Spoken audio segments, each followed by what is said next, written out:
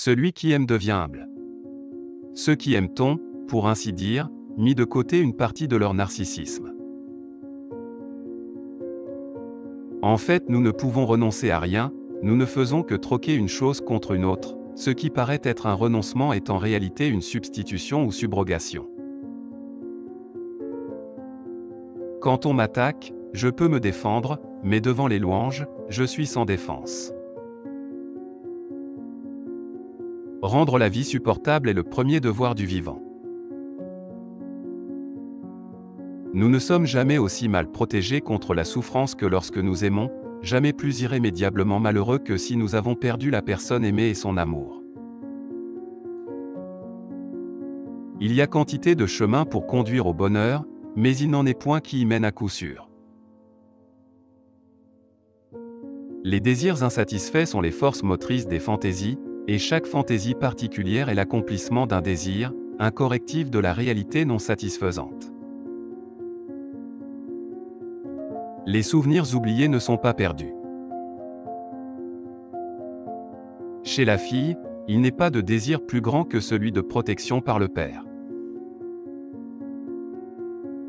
Après 30 ans passés à étudier la psychologie féminine, je n'ai toujours pas trouvé de réponse à la grande question, que veulent-elles au juste? Au fond, personne ne croit à sa propre mort, et dans son inconscient, chacun est persuadé de son immortalité.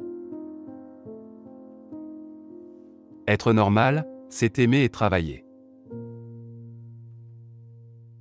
Si tu veux pouvoir supporter la vie, sois prêt à accepter la mort. L'interprétation des rêves est la voie royale qui mène à la connaissance de l'inconscient dans la vie psychique.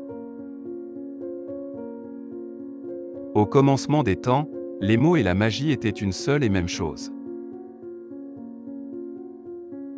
La question du but de la vie humaine a été posée d'innombrables fois, elle n'a jamais encore reçu de réponse satisfaisante. Nous ne sommes jamais aussi mal protégés contre la souffrance que lorsque nous aimons. Le pire égoïste est celui à qui il n'est jamais venu à l'esprit qu'il pourrait en être un. Aucun mortel ne peut garder un secret. Si les lèvres restent silencieuses, ce sont les doigts qui parlent. La trahison suinte par tous les pores de sa peau. L'homme énergique et qui réussit, c'est celui qui parvient à transformer en réalité les fantaisies du désir. Toute tendance perverse plonge par leurs racines dans l'enfance. La civilisation doit tout mettre en œuvre pour limiter l'agressivité humaine. On pourrait définir le traitement psychanalytique comme une éducation progressive pour surmonter chez chacun de nous les résidus de l'enfance. L'incapacité à tolérer l'ambiguïté est la racine de toutes les névroses. Le bonheur est un rêve d'enfant réalisé à l'âge adulte. L'homme a un instinct sadique, et la femme un instinct masochiste, lesquels sont inconscients, donc incontrôlables.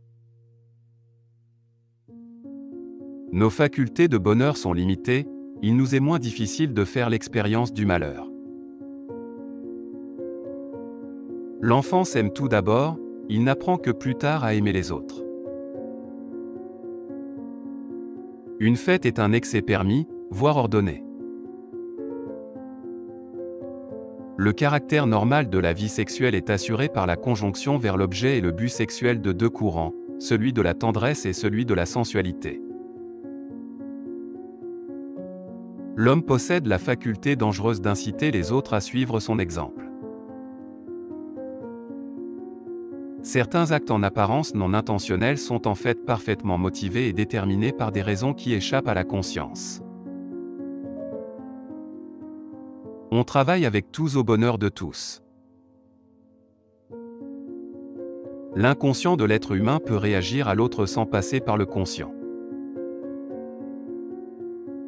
Le premier être humain à jeter une insulte, plutôt qu'une pierre est le fondateur de la civilisation. L'origine des névroses est à chercher dans des traumatismes apparus durant l'enfance.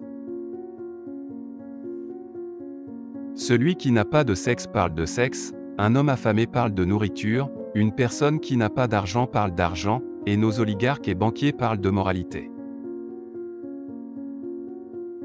Le barbare, il faut bien l'avouer, n'a pas de peine à bien se porter, tandis que pour les civilisés, c'est là une lourde tâche. Notre conscience, loin d'être le juge implacable dont parlent les moralistes, est, par ses origines, de l'angoisse sociale, et rien de plus. Qu'une chose se passe dans ton âme ou que tu en sois de plus averti, voilà qui n'est pas la même chose.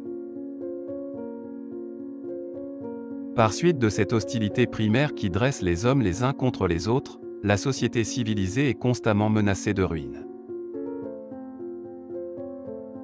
Quand une relation amoureuse est à son apogée, il n'y a pas de place pour l'intérêt dans le reste du monde. Il suffit que les amants se rencontrent.